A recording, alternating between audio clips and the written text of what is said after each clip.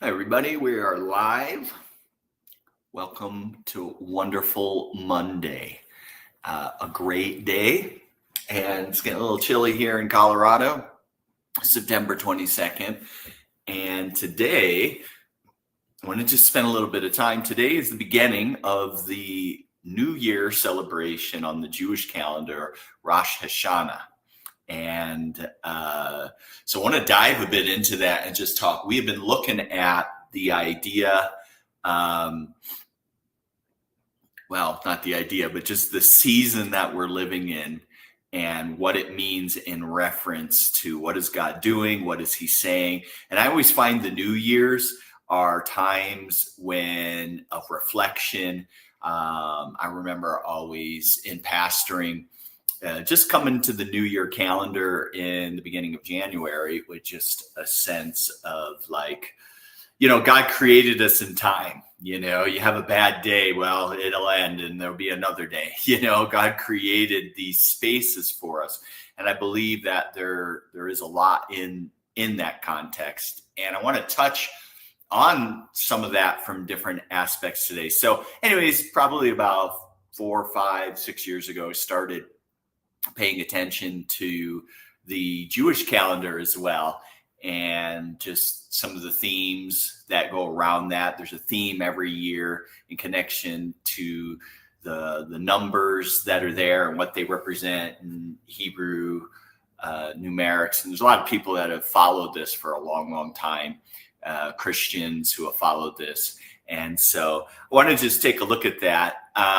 This is a season of searching, introspective time, something that we're not always very comfortable with in Western civilization, or that we take the time to do, to reflect, to kind of process, go, what has this year been? What are some areas that I can learn from and grow in? And then really just spending that time with God, saying, God, what are you saying? And again, God's not limited to our calendars, but again, there are seasons. So some of the themes that are coming out in connection with this, which is really interesting because it's a season that we find ourselves in, and that's that of transition, coming into new beginnings, letting go and looking ahead. And so I just want to share just today, just going to kind of talk a little bit about a few different perspectives. And that's a really funny word because that's a big part of what I want to talk about today. And we'll look over it over the next couple of days. Next 10 days is a Jewish holiday. Actually taking some extra time just to be in the Word and doing without a few things. Taken off of meat and I'm not drinking caffeine. And we're just doing a few things that kind of help posture us in that sense of focus. Lord, what are you saying? What are you doing? And what's on your heart? So last week, we live like literally Pikes Peak is everywhere. It's funny. We live in this town, Woodland Park, where it's like this horseshoe, and it just seems like everywhere Pikes Peak's always in front of you. And I'd never been up there before. And so Jenny and I have been talking about going. And last Friday, Jenny said, we were just spending time with the Lord. She said, I feel the Lord said, today we need to go up and he wants to speak some things to us prophetically. And so that's what we did. We got in the car and we drove up and hi, Grace. And we drove up to Pikes Peak, and there's a lot. Jenny's going to come on with me on Wednesday. We're going to talk a little bit about some things that just feel the Lord saying. I think we've talking about mountains because there was a lot of different things that we felt God speaking to us. And on that journey, which was absolutely crazy and terrifying at times, as you're near the edge of a cliff and you can't see to the other side. And there's literally this much room between the edge of your car and the drop off. And there's no steel barricades or anything like that at a certain portion when you get up really high. But the part that I want to emphasize is that part of perspective. And another word tied into the Hebrew New Year is, as well as this thing about coming into an alignment and putting your stake in the ground to what God has for you. And so there's a lot of emphasis on promised land. What's God speaking and saying? Promised land. And so maybe when we talk on Wednesday, we'll talk a little bit more about the journey up and the journey down and some of what God's saying. But I want to talk just a little emphasis about the mountaintop, because man, that is there's a number of mountains here in Colorado. They call them the 14ers, and people try to climb them, hike them, drive them to do as many 14ers. And Pikes Peak is one of the 14ers, where you're above 14,000 feet. In fact, this town that we're in, Woodland Park, is at a little over 8,000, and it's called the city that touches the clouds. And so, man, when you get up there, the air's thin, but the view is just like expanse. Like you just see for so far away, and all these other mountain ranges and everything like that. And I think as well, we might touch on it more on Wednesday. So I'm not going to get into it, but before Moses,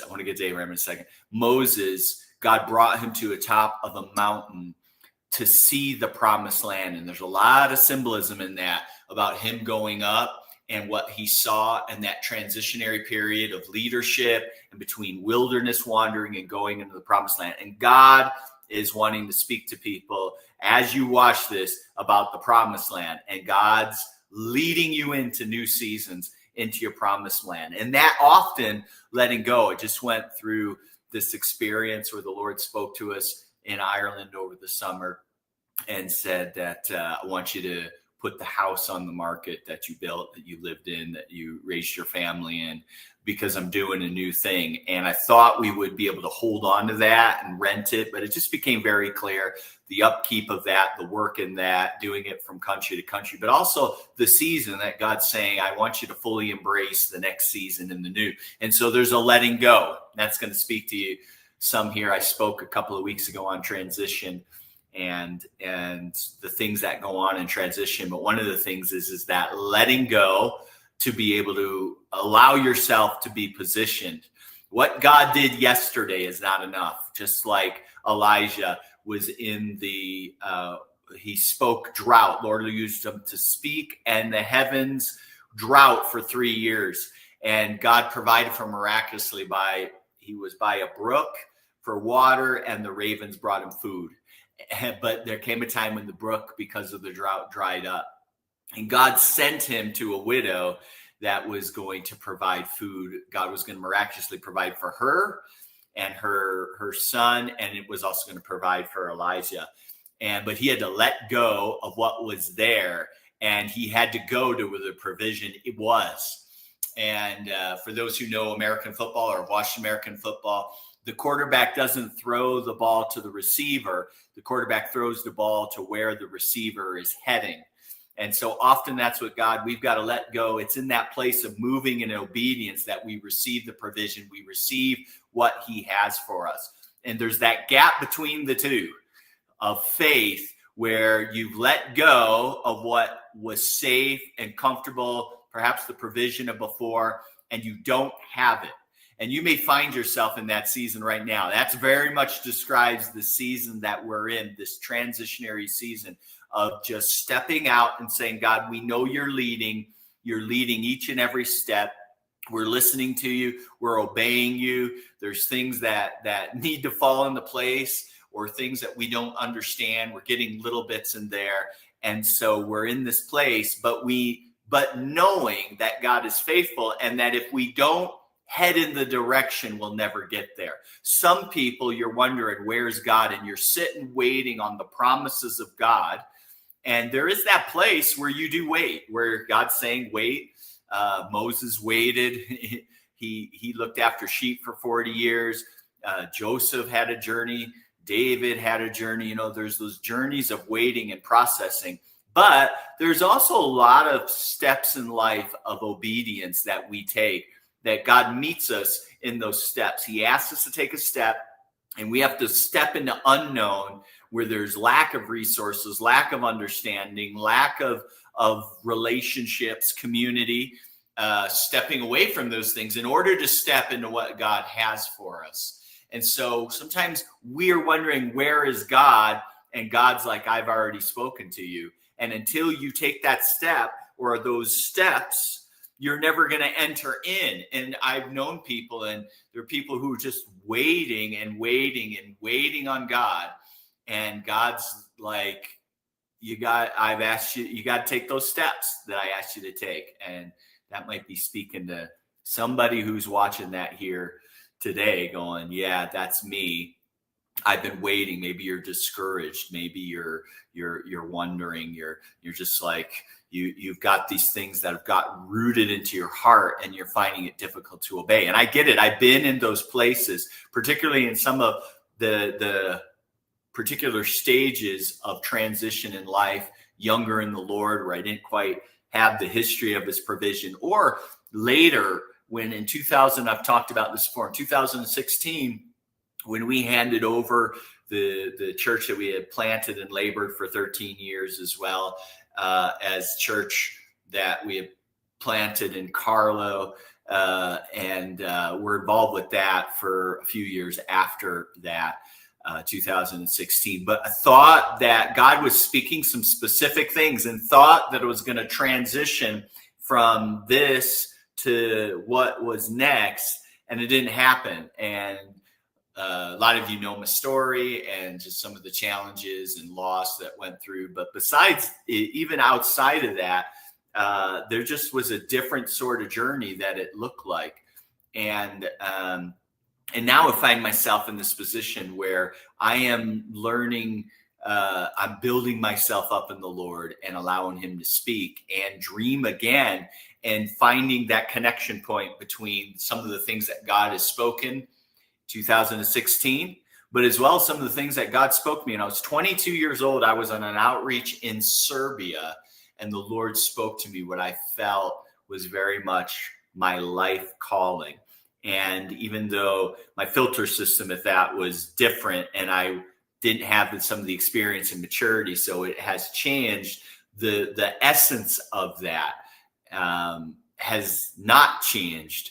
And so, gosh, that's like a long time ago, nearly 30 years ago, that the Lord showed me that. And while I've dabbled in it, while I've touched on it, I know that I've never really fully been walking in it. And I just sense that this is that season that starting to see that happen. So I'm reminded of Abraham, even though it wasn't necessarily particularly on a mount when we were on the top of Pikes Peak. I'm reminded of Abraham when God spoke to him about the land that he was going to give him. And he said, I want you to walk the width, the length of the land, and to get a feel for it, see it, get it inside of your heart, come into alignment with what's on my heart, so that faith, that hope will arise, that faith will be birthed in order to, and just cooperating with just what is God's, because God works through faith. And he works with people who believe him and trust him in that. And so I was thinking about on top of that mountain, the same thing with Moses and him seeing the land and us being up there, but as well as the story with Abraham. It's about a perspective. God is wanting us to have his perspective. And there are people who you may have been listening. You're listening to this, you're watching this, and you're like, my dreams, the process has been such a long, grueling process. I don't see how it's possible. Isn't that where Abraham and Sarah got to, that place where without God, it was completely possible? They were well beyond childbearing age, and they yet did not have that child of promise that would come and be the heir that would lead towards the nation of Israel being born, and would be the seed that eventually Jesus would come through, and that we would be grafted in when we become born again children of God. And so all of that faith released that process, faith upon faith upon faith, of those who join their faith with Abraham's faith. As we join our faith, that coming into alignment, that perspective. And you may be in that place where it's been a long, hard process and you've gotten discouraged. I mean, in the midst of seeing, I'm excited about what God's doing in the generations. I really have it. It's been in my heart for the younger generation coming up. We've to really see them mentored, to see them released, to see them develop. But I equally have an incredible burden for my generation and those who have gone before, who have been faithful or have become unfaithful because of the circumstances of the life, who have wandered from the truth of the word, who have lost sight of the call and the vision, that once had a zeal. And I last week, I had this vision. It was a picture of me actually preaching a message, and maybe I'll get that chance to do this. Was preaching a message, and I called forth the 45 plus generation and said, I want you to run to the altar, and I want you to be the first ones there, because I want you to model discipleship and seeking Lord. How are we going to lead and serve a generation coming up? By going after God with all of our hearts, by going after him with our entire being. And there's a call to people who've gotten discouraged, who have maybe lost the fire, lost the flame, lost the passion. Maybe even you're observing what God's doing and going, that's amazing, that's so exciting. But that personal passion that you're just like, man, God, I want to know you deeper. I want to experience you in a greater measure. I want to know your word. I hunger for your word. I want to get away and pray. I want to spend time with you. And you've lost that zeal and matured in the sense of not really maturing in the Lord, but you've grown up in a way that you've lost that youthful flame. And let me tell you, you don't have to lose it. It can get brighter and brighter and brighter. I am constantly growing in the Lord, but I haven't felt since I was 15 years old when God met with me. I was at a meeting at it was a chapel at the Christian high school I went to, and there was probably about 120 of us teenagers in there. And I remember looking around and observing some people, a few people just really entering in. And then I saw people who were just kind of indifferent, just kind of saying words. That was a lot of people. And then there were those who were giggling and messing around. But the Lord really spoke to me. It was a divine encounter. He spoke to my heart, and he said, James, I want you to observe, there are those that are on fire, and that there are those that are they're Christians, but there were those on fire. And I was 15, and I said, I want to be one of those that are on fire. Now, my life didn't look perfect. There were some up and down, particularly in those first years where I was just kind of really trying to grab a hold. But I really actually, from that moment, went really after the Lord. And I'm saying this not in an arrogant sense or anything, because I said, I'm growing. I know so little of God, in comparison to who he is. But I've never needed revival since that time of 15, since that encounter. I've just gone after the Lord. And so it's exciting. We're seeing revival beginning to happen. We're seeing people coming in, and revival's awesome. But let me tell you, revival is not the end game. It's not the goal, because there's a certain level of manifest presence and emotional, and God meets us in these places. But really, reformation, where society is changed, and if you look throughout church history, those times of where there was awakenings in society, and societies were changed, and things of the flesh and lusts of the flesh were put aside, and bars closed down, and hospitals had to close because so many people were getting healed, and people of influence, and God was in the schools, and God was moving throughout the land and changing society, and the poor were being looked after, and the widows were being looked after, and society fabric was being changed and transformed. That's what's on the heart of God, and that's how we fan the personal flames of revival continually in our hearts. And so I'm speaking as we're looking at this new year, we've been talking about the past last week, what in light of events going on in the world, Charlie Kirk assassination and different things going on, but particularly that set some things in motion. What is the God response? What is God doing in the midst of it? Outside of the politics and outside of the different things, what is God speaking and doing? And so I've been talking about that, but I believe that God is drawing people in to see his perspective. There's a promised land. There's a place of knowing him and purpose and ministry and calling that God is stirring in his people. Even as we're on that place going, God, what exactly are you saying? Why for such a time as this are you having us not live in Ireland and living in America to be part of? And what is it that you're saying and doing? And just some of the conversations. We've been doing a seminar with a few people online, both in Europe and here in the United States, on what is church, looking at what is the Bible in the book of Acts, what is discipleship. We started off looking at discipleship. Now we're looking at what is church. And it's amazing the number of people who we're just starting to connect with, who are feeling, and we're particularly.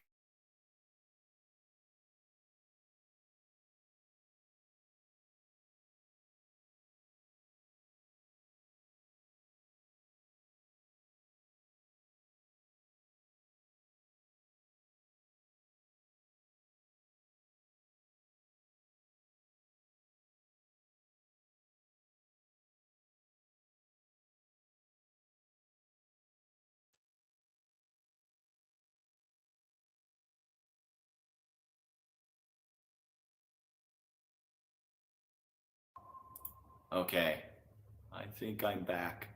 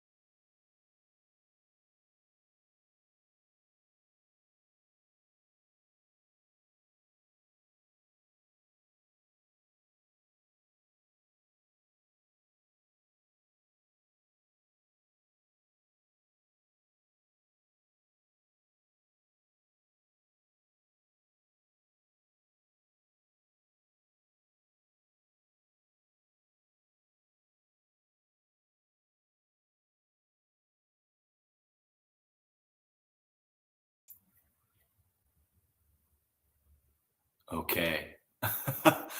I think we're back. Wow. Thought I had the internet fixed, and now it's bouncing back and forth. So, anyways, we're going to get this sorted. Um, but it's talking about the early church and talking about what God is saying to the church, that you can't go wrong. I don't care what kind of tradition you're from. I don't care what group of people you're connected to, what aspect of the body of Christ. Getting back to the book of Acts and looking at what was the heartbeat of the church. And we've been doing this with this group of people. And we feel particularly we want to come alongside. It's not exclusively, but come alongside people and connected with the house church movement and micro church movements, where people are getting back to small community, simple church, where it doesn't take a Bible school graduate to lead a church. It just takes somebody who knows God, has maturity in them, in their faith, and is drawing people in to disciple them, to reach their community and reach their lost. So God is doing some fresh things and getting back to that basic understanding of what does it mean? This thing is not complicated.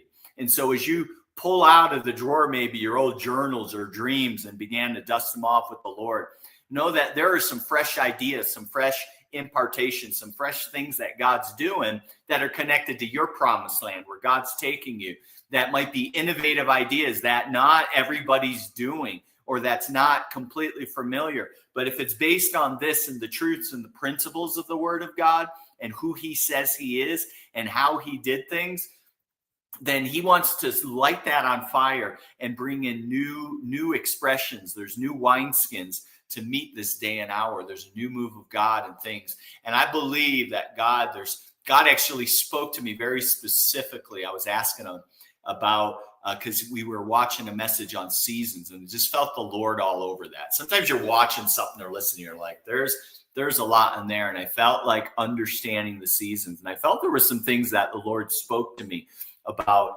this specific season that we're in this time period, in this part of the world, and what he's doing, and what is some of what's going to be coming. And I don't want to get into that, but the part I want to emphasize is this is a time that there's harvest and a time to make disciples, to equip people, to invest in people, to see people come to spiritual maturity so that they fulfill the call of God that's on their life. It's going to be really important in the days ahead that we have a fluid churches and movement where people, it's not limited to what's going on in just a few people up front.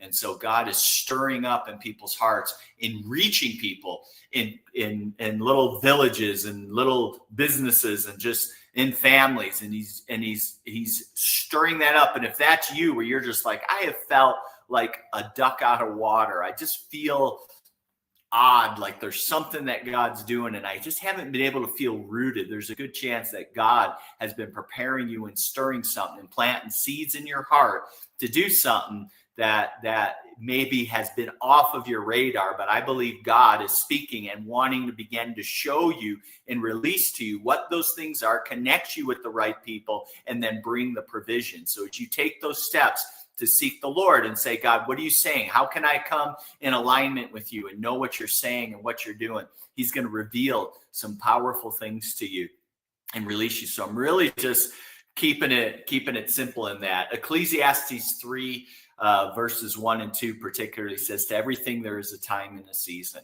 And I want you to even encourage you, asking the Lord what season you're in spiritually.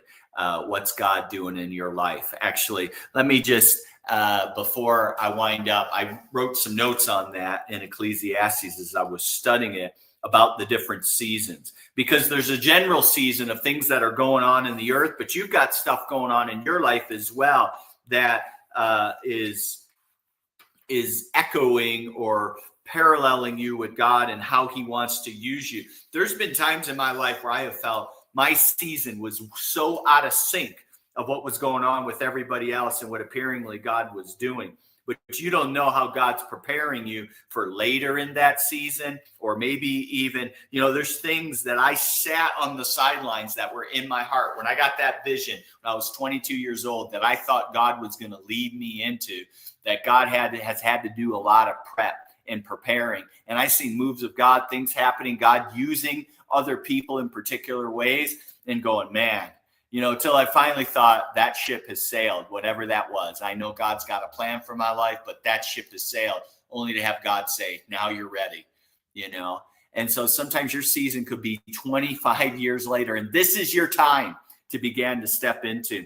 But I want to talk to you about 4 seasons and relate them to spiritually where you may be right now, so you can identify and ask the Lord, what are you doing and saying in this season to help me?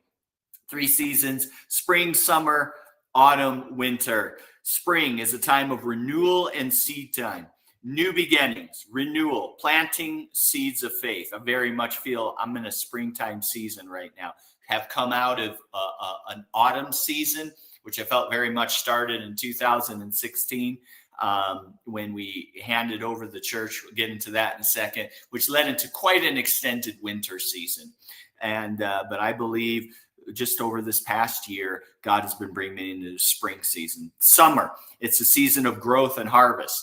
We see this is, I could just see in the Western world, we're in the beginning stages of seeing harvest.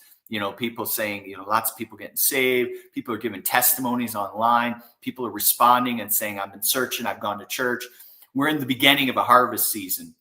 And so we can see that in the world, but you may be in that in your personal life as well. It just seems like blessings flowing, and God's always wanting to bring blessings, but there's a special season of summer where it's just like compounded of things going on. It could be in an autumn season, which is transition and pruning, or winter, which is a period sometimes of testing, waiting, isolation, rest. You're kind of in this pocket where it seems like even sometimes you're pulled away from people and you're disconnected.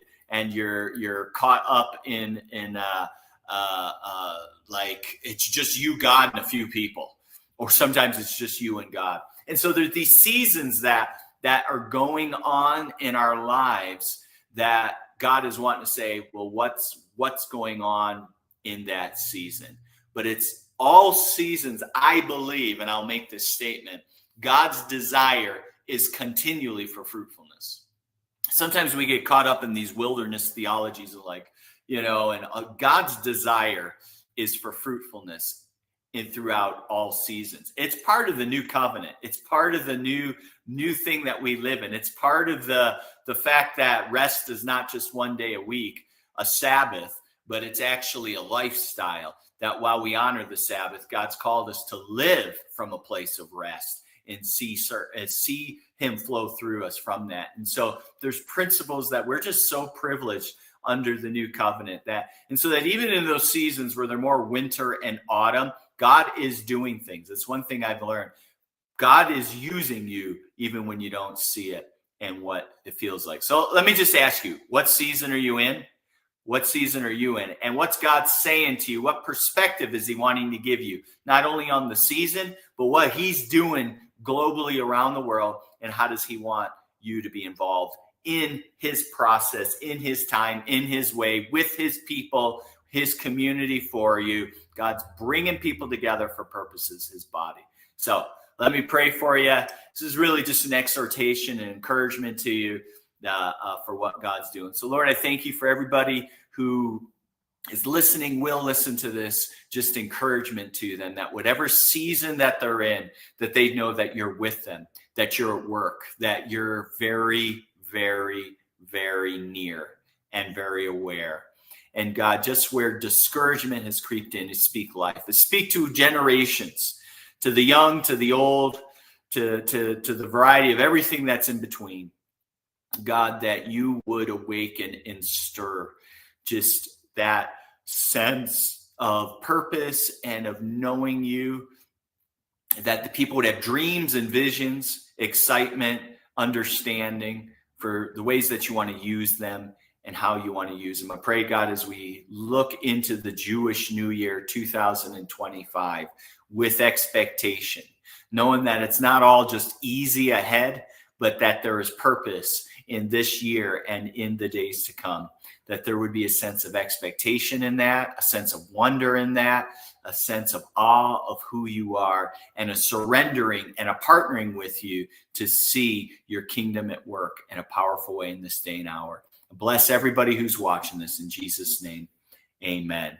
So love you, appreciate you. Just blessings on you. And we'll be back Wednesday. Jenny will be with me and we're going to have a good time then. So love you. Bye.